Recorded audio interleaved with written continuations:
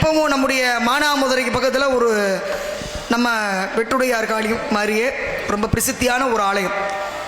என்ன ஆலயம்? அந்த ஆதி காலத்திலே முத்துச்செட்டியார் அப்படின்னு ஒருத்தர். இந்த முத்துச்செட்டியார் அப்படின்றவர் மதுரை மீனாட்சி மேலே ரொம்ப பிரியமானவர். அங்கே அடிக்கடி தொழில் வியாபாரமாக வணிக வியாபாரமாக போயிட்டு வருவார். அப்படி போயிட்டு வரும்போது பிள்ளை இல்லை, அவருக்கு குழந்தை கிடையாது. அப்படி குழந்தை இல்லாத போது அடிக்கடி போய் வணிக வியாபாரம்லாம் முடிச்சுவிட்டு எப்பெல்லாம் வாய்ப்பு கிடைக்குதோ அப்பெல்லாம் நிச்சயமாக மீனாட்சியை போய் பார்த்து அவருடைய குறை என்ன குறை, குழந்தை இல்லை அப்படின்ற குறைய அடிக்கடி மீனாட்சிகிட்ட சொல்லிட்டு வருவார்.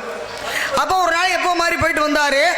அப்போ அவர் குடியிருக்கக்கூடிய அந்த மானாமதுரை பகுதியில் போகும்போது ஒரு ரொம்ப சின்ன பிள்ளை, ஒரு 4-5 வயசு மதிக்கத்தக்க ஒரு குழந்தை, ரொம்ப அழகான பிள்ளை பார்க்குறாரு. பார்த்துட்டு என்னம்மா தனியாக அந்த இடத்துல நிற்கிறியே, நீ யார், உங்கள் அம்மா அப்பா யார் அப்படின் போது அந்த பெண்ணை யாருமே எனக்கு இல்லை அப்படின்னு சொல்லு. சரி அப்படின்னு சொல்லிட்டு அந்த இடத்துல ஒரு குளம் மாதிரி இருக்கு, அந்த குளத்துல கை கால் நீராடிட்டு அந்த பிள்ளைய தன்னோட வீட்டுக்கே கூட்டிகிட்டு போயிடலாம் அப்படின்னு சொல்லி முடிவு பண்ணிட்டு அப்படி கை கால் அலம்பிட்டு மேலே வந்து பார்க்குறாரு. அந்த குழந்தையை காணோம். எங்கெங்கேயோ தேடி பார்க்குறாரு, காணோம்.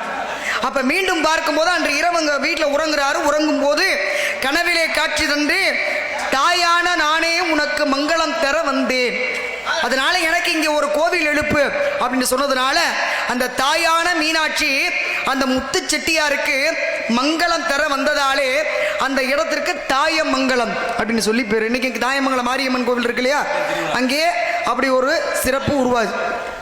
அதே மாதிரி பக்கத்தில் எடுத்துங்க நம்ம மடப்புறம் பத்திரகாளி அம்மனுடைய ஆலயம். ஏன் மடப்புறம்? ஏன்னா சொக்கர மீனாட்சியும் வேட்டைக்கு வந்தாங்களாம். அப்படி வேட்டைக்கு வரும்போது மதுரையிலிருந்து வேட்டைக்கு நம்ம திருப்புவனம் பகுதியில் வர்றாங்கன்னா பார்த்துக்குங்க.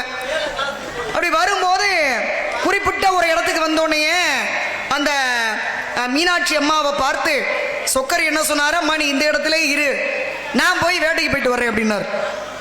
அப்படி சொல்லும்போது மீனாட்சி அம்மாவுக்கு கோபத்தோடு யானை எனக்கு இங்கே வந்து துணையாக இருப்பாங்க அப்படின் போது உனக்கு அடைக்கலம் தருவான் ஐயனார் அப்படின்னார். அதனால தான் இன்னைக்கும் அடைக்கலங்காத்த ஐயனார் காவல் தெய்வமாக அங்கே மீனாட்சியாகப்பட்டவள் நம்முடைய பத்திரகாளியாக காட்சி தருகிறாள். அது என்ன, அந்த ஊருக்கு மட்டும் வித்தியாசமா மடப்புறம் அப்படின்னு பேரு. மடப்புறம் பத்திரகாளி அம்மனுடைய ஆலயம் அப்படின்னு பேரு. ஏன் மடப்புறம் பேரு? ஏன்னா மதுரையை வங்கியசேகர பாண்டிய மன்னன் அப்படின்னு ஒரு பாண்டிய மன்னர் ஆண்டார். அவர் ஆண்ட காலத்தில் அன்னைக்கு மதுரை கடல் வரைக்கும் இருந்துச்சா, அந்த கடலால் சூழப்பட்ட மதுரை அழிந்து போச்சு. அப்படி அழிந்த உடனே சொக்கர் இடத்திலே கேட்டாரு, நான் கடல்ல ஆண்ட மதுரை அழிஞ்சு போச்சு, உன்னுடைய அருளாலே இனி நான் எப்படிப்பா மதுரை ஆள்றது அப்படின்னு சொல்லும் போது அங்கே சிவனுடைய கழுத்துல பாம்பு இருக்கு இல்லையா, அந்த பாம்பை தூக்கி வீசி எறிஞ்சாரா.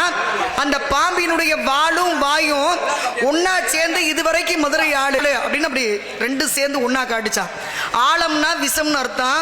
அதனாலதான் பார்க்கடல்ல கடைஞ்ச விஷத்துக்கு ஆழகால விஷம்னு சொல்லி பேர். ஆழம்னா விஷம், ஆழகால விஷம்னா கொடுமையான விஷம்னு அர்த்தம். அப்ப அந்த ஆழம் என்ற விஷம் அந்த பாம்போட வாயோட சேர்ந்ததுனாலதான் மதுரைக்கு ஆழவாய், திரு ஆழவாய் அப்படின்னு மதுரைக்கு பேர். அப்ப அந்த பாம்போட இடத்துல படம் எடுத்து நின்றுச்சா, அது படம் எடுத்து நின்ன இடத்தை தான் ஆதி காலத்திலே படப்புறம் அப்படின்னாங்க. அன்னைக்கு படப்புறம்னு சொன்ன ஊரைத்தான் இன்னைக்கு நம்ம மடப்புறம் அப்படின்னு சொல்றோம். அந்த பத்திரகாளி அம்மனுடைய ஆலயம் எப்படி உருவாச்சு அப்படின்னா, நம்முடைய அம்மா மீனாட்சி வேட்டைக்கு செல்லும் போது அங்கே சொக்கருடைய கட்டளைக்கிணங்க இன்றைக்கு மதுரையினுடைய காவலாக அத்தனை மக்களுக்கும் காவலாக நின்றுகிட்டு இருக்காங்க நம்ம அம்மா மீனாட்சி மடப்புறம் பத்திரகாளியாக. அது நம்ம மடப்புறம் பத்திரகாளிக்கு உள்ள ஒரு சிறப்பு.